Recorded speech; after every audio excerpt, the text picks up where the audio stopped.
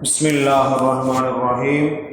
அளவற்ற அருளாளன், நிகரற்ற பெயரன்பாளன், எல்லாம் வல்ல அல்லாஹுவின் திருப்பெயரை கொண்டு ஆரம்பம் செய்கின்றோம்.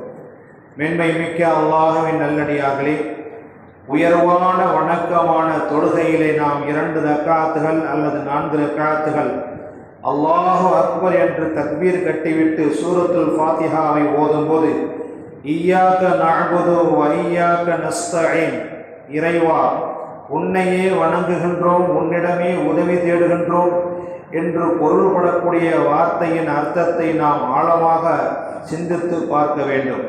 அல்லாஹ் பாவத்தை மன்னிக்கக்கூடியவன் என்பதை எனது அடியான் உணர்ந்தால் அது எனக்கு பெருமையாக இருக்கும் என்பதை அல்லாஹு தஆலா பெருமை தனக்கு சொந்தமானது என்பதை சுட்டி காட்டுகின்றான்.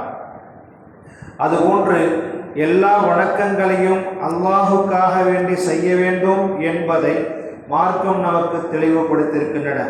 சுஜூது என்பது தலையை வைத்து, நெற்றியை வைத்து பூமியிலே தலையை சார்த்து செய்யக்கூடிய ஒரு அமலாகும். ஒரு மனிதன் எந்த நேரத்திலும் தலை சாயாமல், தலை குனியாமல் வாழ வேண்டும் என்று, உயர்வான அந்தஸ்தோடு வாழ வேண்டும், மரியாதையோடு வாழ வேண்டும் என்று நினைப்பான்.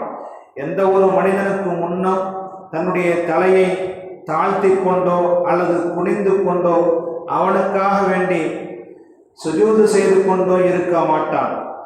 ஆனால் படைத்த ரப்புக்காக வேண்டி சஜிதா செய்ய வேண்டும் என்ற அந்த ஒரு விஷயத்தில் மட்டும்தான் உலக மக்களின் எதிரி என்று இறைவனால் விரட்டப்பட்ட ஷைத்தானுக்கும் மனிதனுக்கும் இடையே நடந்த போராட்டமாகும்.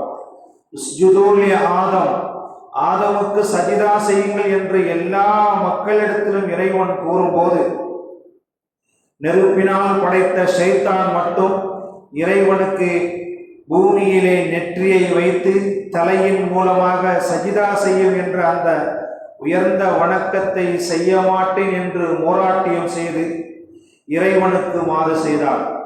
அந்த நேரத்திலே எடுத்து எறியப்பட்ட ஷைத்தான் என்று இன்று வரை அவனை நாம் விரோதி என்றும், அவனை மார்க்கத்துக்கு கேடு விளைவிக்கக்கூடிய மிகப்பெரிய தீய சக்தி என்றும் நாம் ஷைத்தானை அடையாளம் கண்டு கொள்கின்றோம்.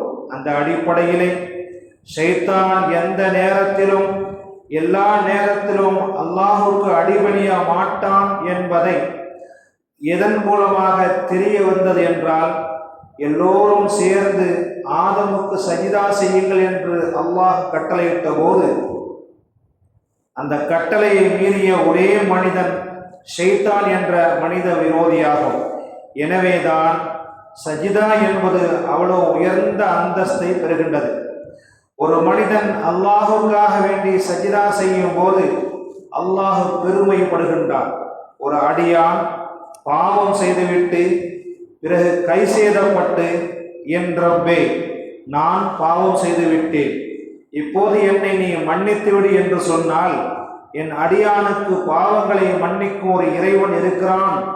அவன் பாவங்களுக்காக தண்டிக்கவும் செய்வான், மன்னிக்கவும் செய்வான் என்று எனது அடியான் என்னை பற்றி அறிந்து வைத்திருக்கிறான் என்று மலக்குமார்கள் முன்னிலையிலே அல்லாஹ் கேட்பான்.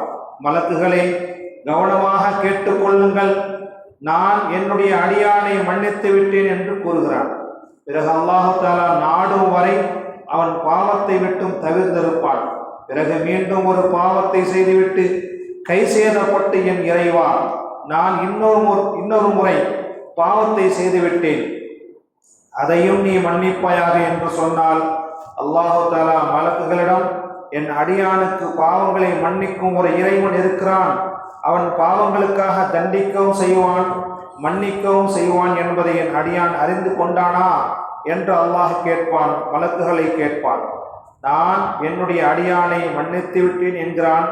மீண்டும் ஏதாவது ஒரு பாவத்தை செய்துவிட்டு கை செய்தப்பட்ட இறைவா நான் மீண்டும் பாவம் செய்துவிட்டேன், அதையும் மன்னிப்பாயாக என்று அவன் சொன்னால், அல்லாஹு தஆலா மலக்குகளிடம் பெருமை பாராட்டி, நான் அவனை மன்னித்து விட்டேன் என்று சொல்லுங்கள் என்ற கருத்தை பெருமானார் ஸல்லல்லாஹு அலைஹி வஸல்லம் கூறிவிட்டு, ஒவ்வொரு பாவத்துக்கு பின்னும் தௌபா செய்தாலும் அவனுடைய தௌபாவை அங்கீகரித்து கொண்டு இருப்பேன் என்று அல்லாஹு தஆலா கூறுகிறான் என்பதாக பெருமானார் ஸல்லல்லாஹு அலைஹி வஸல்லம் கூறுகின்றார்கள். அதாவது அல்லாஹ்விடத்திலே ஒரு மனிதன் பாவம் செய்கின்றான், அல்லாஹ்விடத்திலே பாவத்திற்கான பரிகாரத்தை தேடி தௌபா செய்து விட்டுவிட்டால் அந்த அடியானை அதிகமாக விரும்புகிறான் என்று பெருமானார் ஸல்லல்லாஹு அலைஹி வஸல்லம் ஹதீஸின் கருத்தொன்று நமக்கு சுட்டி காட்டுகின்றது. பாவ மன்னிப்பு தேடுவதை பேணுதலாக கடைபிடித்து வருபவர்களுக்கு அல்லாஹு தஆலா ஒவ்வொரு நெருக்கடியிலிருந்தும் வெளியாக்கும் வழியை ஏற்படுத்துகின்றான். அனைத்து கவலைகளிலிருந்தும் ஈடேற்றம் அடைகின்றான். அவன் நினைத்தும் பார்த்திராத முறையிலே அவனுடைய தேவைகளை நிறைவேற்றுகின்றான் என்று பெருமானார் ஸல்லல்லாஹு அலைஹி வஸல்லம் கூறியதாக ஹஜ்ரத் இப்னு அப்பாஸ் ரலியல்லாஹு தஆலா அன்ஹுமா அவர்கள் அறிவிக்கின்றார்கள். எல்லா நேரங்களிலும் ஒரு மனிதன் தவறு செய்தே கொண்டே இருந்து பிறகு இறைவனால் கடுமையாக சோதிக்கப்பட்டு விட்டால் அவன் சொல்லக்கூடிய ஒரே வார்த்தை அஸ்தக்ஃபிருல்லாஹ். வாழ்நாளையில் காலை முதல் இரவு வரை அஸ்தக்ஃபிருல்லாஹ் என்ற வார்த்தையை ஒரு மனிதன் உபயோகித்துக் கொண்டே இருந்தால் அவனுடைய வாழ்க்கையிலே சுபிட்சம் ஏற்படும் என்பதை ஹதீஸுடைய கருத்துக்கள் நமக்கு தெரிவிக்கின்றன. காரணம் என்னவென்றால், நான் ஒவ்வொரு நாளும் 100 முறை அஸ்தக்ஃபிருல்லாஹ் என்று சொல்லுகிறேன் என்பதாக பெருமானார் ஸல்லல்லாஹு அலைஹி வஸல்லம் கூறுகின்றார்கள். எனவே அஸ்தக்ஃபிருல்லாஹ் என்று சொல்லக்கூடியவர்களுக்கு வாழ்த்து உண்டாகட்டுமாக என்று நாயகம் ஸல்லல்லாஹு அலைஹி வஸல்லம் கூறுகின்றார்கள். கியாமத் நாளன்று தன் அமல்களின் பட்டோலையின் அதிகமாக பாவ மன்னிப்பு தேடுவதை பதிவு செய்யப்பட்டிருக்கும் மனிதருக்கு சுப செய்தி உண்டாகட்டும் என்பதாக பெருமானார் ஸல்லல்லாஹு அலைஹி வஸல்லம் கூறுகின்றார்கள். எனவே பாவம் செய்வது மனிதனுடைய இயல்பு. மன்னிக்க வேண்டியதை இறைவன் தன் மீது கடமையாக ஆக்கி கொண்டான். ஒவ்வொரு சிறு சிறு பாவங்களாக இருந்தாலும் அவைகளுக்கு பரிகாரம் தேடும் வண்ணம் அஸ்தக்ஃபிருல்லாஹ் என்ற வார்த்தை அதிகமாக சொல்லி பாவமற்ற நன்மக்களாக மரணிக்கக்கூடிய நேரத்திலே அல்லாஹ் நமக்கு தௌஃபீக் செய்வானாக. சுப்ஹானல்லாஹி பிஹம்திஹி சுப்ஹானக்கல்லாஹும்ம வ பிஹம்திக அஷ்ஹது அல்லா இலாஹா இல்லா அன்த அஸ்தக்ஃபிருக வ அத்தூபு இலைக். சுப்ஹான ரப்பிக ரப்பில் இஸ்ஸத்தி அம்மா யசிஃபூன் வ ஸலாமுன் அலல் முர்ஸலீன் வல்ஹம்துலில்லாஹி ரப்பில் ஆலமீன்.